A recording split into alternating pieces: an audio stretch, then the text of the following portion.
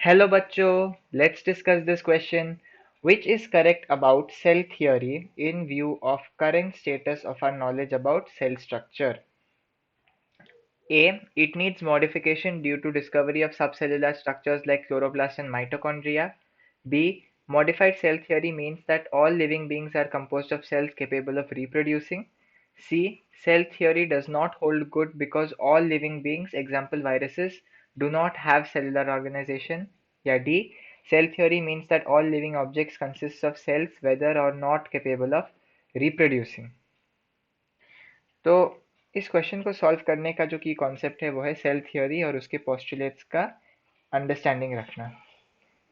हमको पता है कि जो मॉडर्न सेल थ्योरी है उसमें तीन पोस्टुलेट सजेस्ट किए गए थे। पहला, ऑल लिविंग ऑर्गेनिजम्स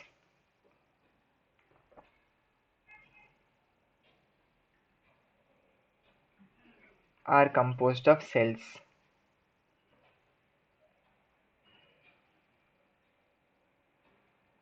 दूसरा है cell is the basic structural and functional unit of all living organisms. तीसरा स्टेटमेंट या तीसरा पोस्टुलेट है all new cells arise from pre-existing cells। तो यदि हम पहला स्टेटमेंट देखें, all living organisms are composed of cells, यहाँ पर जो सेल्स की बात हो रही है वो प्रोकैरियोटिक भी हो सकती है या वो यूकैरियोटिक भी हो सकती है। लेकिन अभी हमें पता है कि वायरसेस जैसे कुछ एसेलुलर ऑर्गेनिजम्स भी होती हैं जो कि एक होस्ट के अंदर लिविंग हो सकती है। तो ये ज़रा सा पहले पोस्टुलेट को फेल करवा देता है और हमें इस क्वेश्चन में एक ऐसे एक्सेप्शन को ही ढूंढना पूछा गया है। हमें एक ऐसे एक्सेप्शन को ही ढूंढना है। अभी यदि हम देखें which is correct about cell theory in view of correct status of our knowledge about cell structure। पहला ऑप्शन है it needs modification due to discovery of subcellular structures like chloroplast and mitochondria. ये बिल्कुल गलत है क्योंकि जब cell theory का preposition हुआ था तब भी सबसेलुलर स्ट्रक्चर या सेल ऑर्गेनल्स का डिस्कवरी, कुछ सेल ऑर्गेनल्स की डिस्कवरी हो गए थे और ये क्लियर था कि जो सेल है उसके अंदर भी कुछ चीज़ें मौजूद है। तो पहला ऑप्शन गलत है। दूसरा ऑप्शन है modified cell theory means that all living beings are composed of cells capable of reproducing। ये गलत है क्योंकि हमें पता है कि cells all living beings are composed of cells capable of reproducing।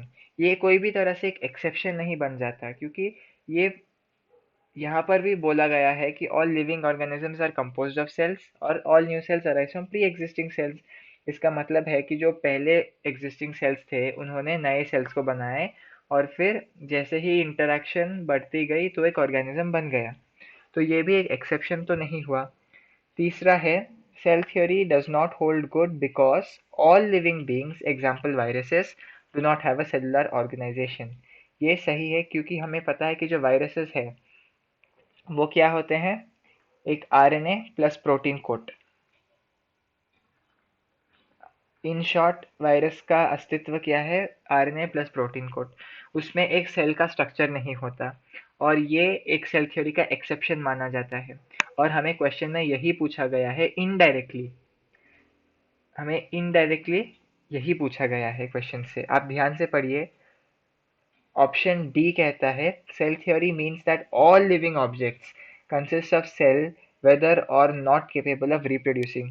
पहली बात, ये तो एक्सेप्शन कहीं तौर से भी नहीं दिखता सेल थ्योरी का और हमें क्वेश्चन में एक एक्सेप्शन पूछा गया है। क्वेश्चन कहता था कि which is correct about cell theory in view of current status. ये जो फ्रेज यूज किया है इधर, in view of correct status, इसका मतलब क्या है कि जब सेल थ्योरी प्रपोज किया गया था, एक ऐसी चीज़ की नॉलेज नहीं थी जिसकी नॉलेज आज है, और इसी वजह से हमें सेल थ्योरी को मॉडिफाई करना है। तो वायरसेस की नॉलेज 1838 में नहीं थी जब सेल थ्योरी प्रपोज किया गया था, इसीलिए अभी वायरसेस के नॉलेज के बाद हम सेल थ्योरी को ज़रा सा मॉडिफाई कर सकते हैं। So the correct option for this question is option C. Cell theory does not hold good because all living beings, example viruses, do not have cellular organization. Hope you've understood it well. All the best.